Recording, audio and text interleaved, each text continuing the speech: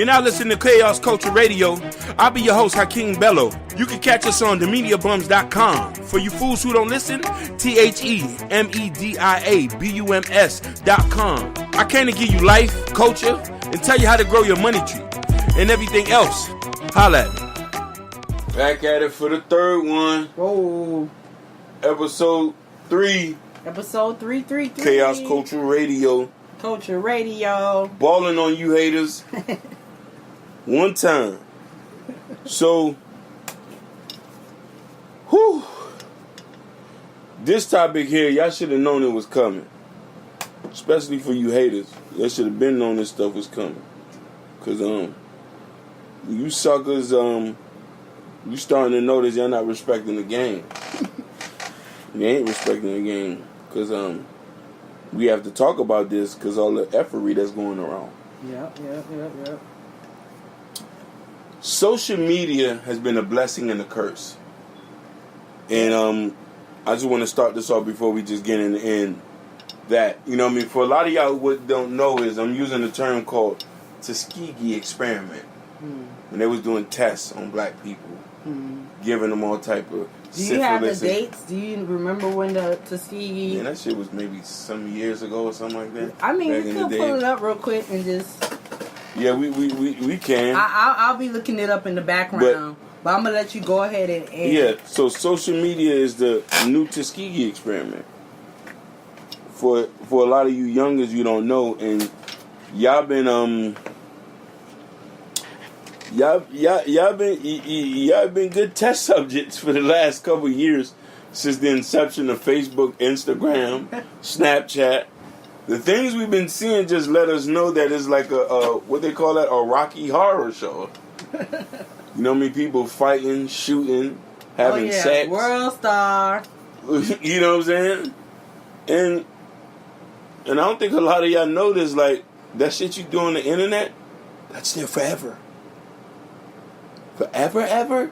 You know what I mean? But it's also so the dysfunction of people. You know what I mean? Right. Herbs, internet gangsters, keyboard warriors, Twitter fingers. These guys all been getting voices. And, you know what I mean? The debauchery is showing even more. It's sickening. Right. You know? Right. Did you find that? Yeah. So just to kind of get a little background on, because I love how we're bringing the Tuskegee subject, Tuskegee experiments, and correlating it with social media today. But just to read a little something from Wikipedia, it says the Tuskegee study of the untreated syphilis in the Negro male, known as the syphilis study or the Tuskegee syphilis experiment, was infamous, unethical, and malicious clinical study conducted between 1932 and 1972 by the U.S. Public Health Service. The purpose of this study was to observe the natural progression of untreated syphilis in rural African American men in Alabama under the guise of receiving free health care from the United States government. The study was conducted to understand the disease's natural history throughout time and also determine proper treatment dosage for specific people and the time to receive injections of treatments. Like animals. God's sakes. So, and even that I feel like touches a little bit on it. I feel like, obviously, I would definitely say people go ahead and do your own research. Oh yeah, definitely. And especially you youngins, because y'all need to understand that, because so we're going through that right now with social media. They put a camera in your face and a phone in your face, and you start to act wild. You know what I mean? It's like it's your one way to prison. Right. You know what I mean? You know what I'm saying? Right. You know what I mean? So it's like cats is doing so much things. It's like you thinking it's just like, oh my God. It's like what's that movie that Jim Carrey was in? Oh, The Truman Show. The Truman Show. Yeah, I love that. I mean, what I love about this topic in particular too is just like it's something about it that's futuristic, where it kind of reminds me of Black Mirror, where it's like, yo, are we paying attention to how these technologies are affecting us, or are we just going along with, hey, here's a phone with a camera on it, now go? You know what I mean? Are we being aware of how we're using these things? Or like you said, or is it just like an experiment that a lot of people are falling and being entrapped by, you know? I honestly think that what's going on right now with social media, and I tell you this, it's a gift and it's a curse. We're being mesmerized by this stuff. You know what I mean? You have people doing all assortment of things for likes, for followers. Yeah, it's getting you know what I crazy mean? Trying to say street. they're stunting on there. You know what I mean? And you know what I mean? They're stealing, they're robbing people, they're degrading people, thinking this shit is cool. And I'm like, all you doing is showing that you're a freaking idiot. Basically. You know what I mean? I'm so happy I grew up in an era where there wasn't no cameras. I remember, you know what I mean? I remember like we was dysfunctional, but not to the point where you get a camera in your face, you start to talk smack and start to get wild. Like this thing is, me personally, I ain't gonna be no experiment. I'm my own man. Right, and you know it's unfortunate because you know, and the way that also I guess some other downfalls of it is even how opinions now today's society, anybody can have an opinion and have it amplified. You know, and it could be the dumbest thought, the dumbest thing, and all of a sudden people are becoming famous for doing dumb things. You know what I'm saying? So then now you have people being like, oh, let me go do the dumbest thing I could think just to get attention, or like you said, to get those likes. Or, you know, in the case where, you know, mistaken identity with the kid Jonathan, who, you know, in New York, who was murdered because he was being mistaken for a young man. They gut that man like a fish. You know, like... on camera. You know... R.I.P. to Junior. Man, I mean... Guzman. R.I.P. to Junior Guzman. You know... Oh, my bad. Was his name is Junior? Junior. I thought it was Jonathan. No, it's Junior. Okay, Junior. My bad. I thought... Lissandro. You know, and I'm just hearing about this story. But yeah, we have the internet bullies. You know, you have the whole new wave of the trolls. Where what I realized too, I was having a conversation with another friend. And I said, well, you know, these things have always existed. People have always been bullies. People have always been trolls. People have always done things for attention before technology, before these things. So now what happens, I think, with technology is that it just makes it a lot faster. It makes it easier for people to do stupid things and get the attention now. You get attention a lot faster. The attention is immediate. Yeah. You know? That's how these rappers are getting on now. To antics and trolling. Man. Back then you could just be authentic, but now that's not anymore. You gotta be a sucker. You know what I mean? A cornball. I don't respect none of you dudes who's out here capping on the internet. On my mama. You know what I'm saying? You think none of y'all built like that, and none of y'all on that type of time. I know that for a fact. Because as soon as them jail gates lock in, and there's a big dude named Bubba in the back, like, what's up? What you in here for, bro? Oh, you banging? Okay, I'll bang. I know what banging right, though. I think the cool thing about the experiment, this thing we're calling social media experiment, is that it's created a platform where like minds could get together and protest. I want to talk about the flip side, because movements like Black Lives Matter, Equality Equation, there's all kinds of movements that are popping up. You know, obviously there's always different sides to the coin, but I do want to talk about the good part of it, which is, you know, things like Black Twitter. Like, I think Black Twitter is the best thing that could ever happen. Most definitely. To social media, you know, where it's like, as people of color, I can agree with you 100%. You know, we get the opportunity to actually, you know, have our opinions actually sway what is the trend, what is the hottest thing, what's the coolest meme. Like, Black Twitter, in a way, that's our collective voice. You know what I'm saying? And not saying we always going to agree with everything that is being said, but a lot of the sentiments, to me, I feel like I totally agree. It feels good to just hear our voice through Black Twitter, hear our jokes, hear the things that interest us that we bring to the forefront with something like that. Because we are unique. We are unique, and I think our voice do need to And that's why I say it's a gift and a curse. There's so many millionaires that have been made with social media. You know what I mean? There's so many things that a lot of y'all white folks, and I don't mean to say it like that, and you Hispanics, when you think that these things was not happening to black people, now you seeing on the camera people getting gunned down, people are getting called for the cops for coupons, right, selling water in front of their houses, and you know what I mean. And I don't want to get in a rant, but I just want to say this, and this is for white folks. We got no problem with y'all. We have no problem with y'all. We love y'all. Matter of fact, we're black. We love everybody. Yeah. Even after you beat us and slap us, we still allow you to come back to the crib. That's just in our nature. Right. You know what I'm saying? But I just want to tell you this. Black love does not mean white hate. Right. Yeah. You know what I'm trying to say? You know what I'm saying? Black acceptance does not mean white resistance. Right. You know what I'm trying to say? We just want to do our own thing and just live a life. We just want to live in a decent neighborhood. We just want to be able to go sit at Starbucks, drink a cup of coffee with no problem. Yeah, I got baggy jeans. Yeah, I got nappy hair. That's just our style. I can't be clean cut like y'all. Right, I can't even put mousse in my hair.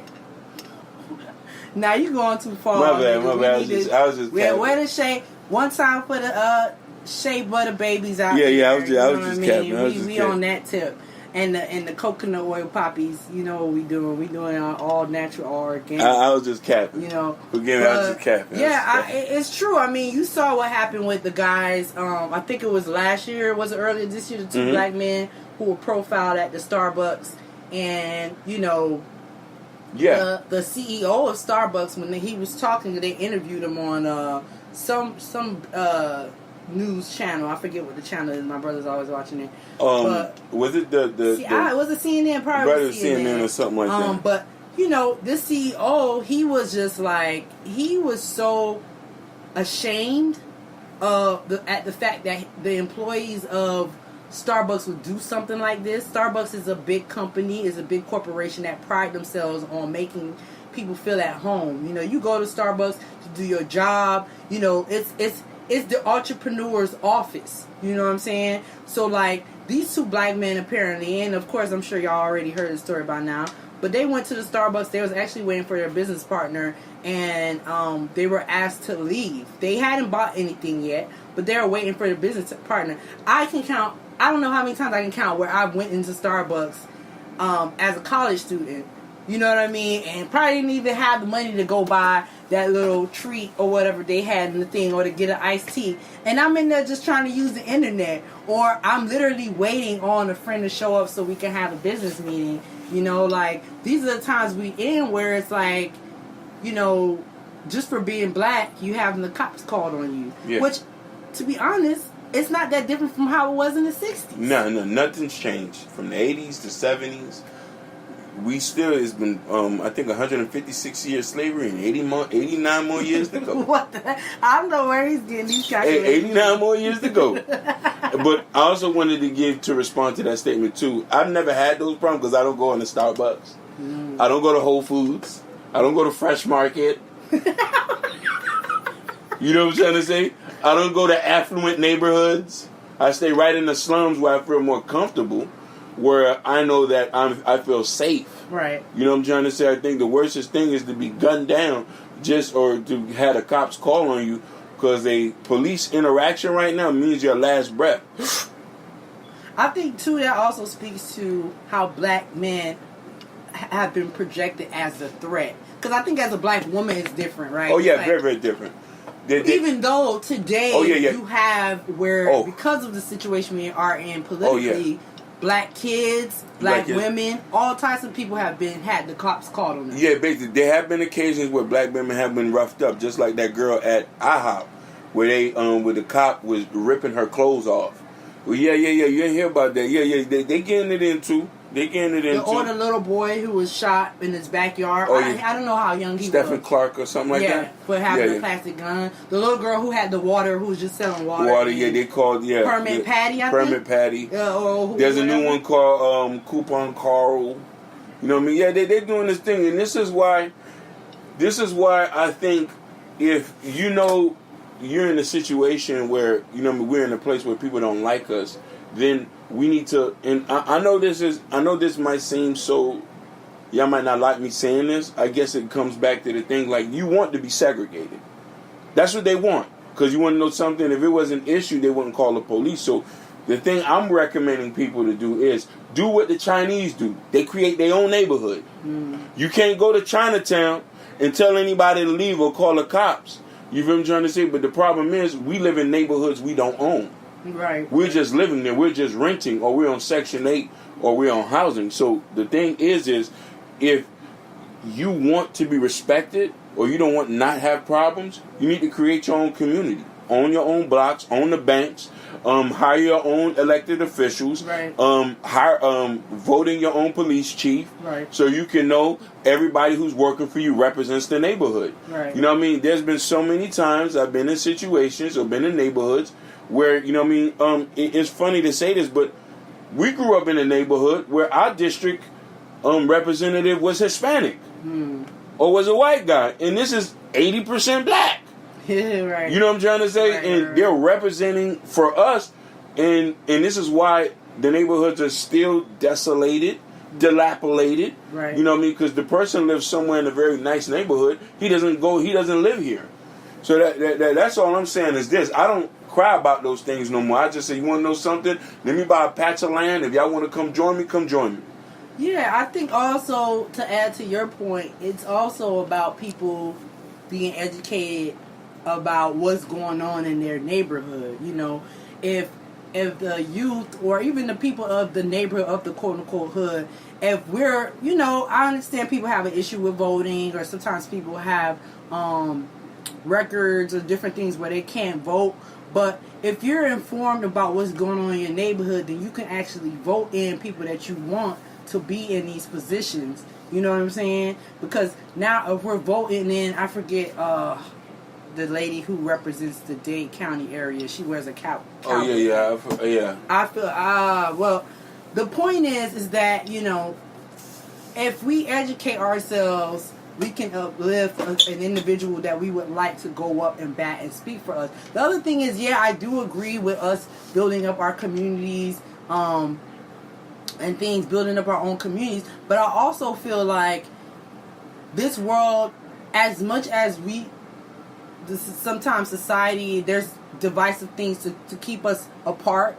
As much as we hear narratives that will make us, keep us separated, keep us apart, I think it is important for people to integrate. Like, not completely integration where you forget yourself, but I think there has to be a balance of people being able to celebrate their culture, but also work with another person. You know, I used to say this thing where it's like, yo, I'm actually interested in difference. Because the moment you separate yourself from somebody, at times, you have this idea of fear, you know, that comes in like, oh, I want to be separate from this person, but then I'm also afraid of them, and I can't talk to them because guess what? I'm afraid because they're so different from me. I'm afraid of them. I'm scared of them. I don't want to say nothing. So let me call the police instead of having a conversation and saying, "Hi, excuse me, blah blah blah blah. I think this and that." Instead, you have people calling the police because they're afraid to have those conversations that could alleviate a situation before you even call the cops. So, but I think with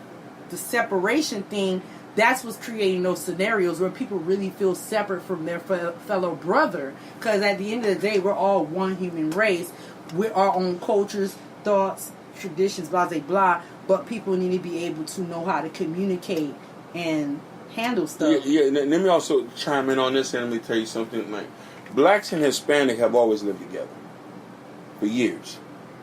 You know what I mean? And you can see sprinkle of that. Now, the thing about it is, we don't mind integrating. We fought for that. Right. Martin Luther King wanted that. But if the other side of people don't want us to come in, what can we do? You have to also look at it like that. You move into a nice neighborhood, they calling the police on you. Well, that's why it's a bigger conversation, because it's not about us, only about us integrate. It's about everybody opening their minds. I get everybody but you breaking down the walls of white supremacy. It's not going to work. It's about everybody. It's not going to work when down. you have the 1% who controls the narrative. You got to understand that we have been talking the same conversation for years. we tried to create this utopia to live in, and America ideology was based on being a melting pot, when really that it's a smoke screen. Because let me tell you something, the indifferences that goes here is no different than in China, than in other places, than in Brazil. You know what I'm trying to say? There's even thing that in Brazil they said racism works there. So this is the type of thing that we have to understand, where being the 1% has to want to integrate. We ready here, baby. We open arms. Yeah, I mean, I hear you. The thing is, I'm not on the level of the 1%, so I'm not even talking to them. Who I'm talking to are the people. The people really are, to me, have the real control. Once people wake up, if today people got up and said, you know what, we all not going to work, that would stop the economy. Oh yeah, definitely. You know what I'm trying to say? So what I'm trying to say is the power is within us. And I have all kinds of friends from different walks of life, and you know what I realized? We all have something in common. We have certain things that humans all have in common, which is we all want to be loved. We all want that acceptance. We all want to live a good life. That's universal. Mm-hmm. You know what I mean? That's everybody, no matter what color you are. So all I'm saying is it's up to me and you. I'm not even looking at them no more. I'm looking at us and where we start with us. It starts with us. And I get where you're coming from, but it starts with us. I'm not gonna be able, I agree with you, and then I disagree with you, because they've been telling us to start with us for years, and I'm trying to tell you, we have no problem integrating with folks. I know, but I don't even mean us. I mean us as in you talking as a collective? As a collective, don't get me wrong, it's different. That's what I'm talking about. I'm not talking about just black people. I'm talking about young people. I'm talking about old people. We'll see what the kids of the oppressors are gonna do. I'm talking about I'm talking about the elders. I'm talking about the community. I'm talking about all of us. It takes all of us as a collective. So me and you talking to our friends and informing them. You know what I mean? And building from there and step by step. Because I think one man can change the world. All right, then I agree with you. So y'all go get y'all a peace sign. That's what we're going to do. And we'll see you in the next episode. I'm going to holler at y'all. Signing out. Man, I just appreciate y'all just listening. Stay tuned for the next episode.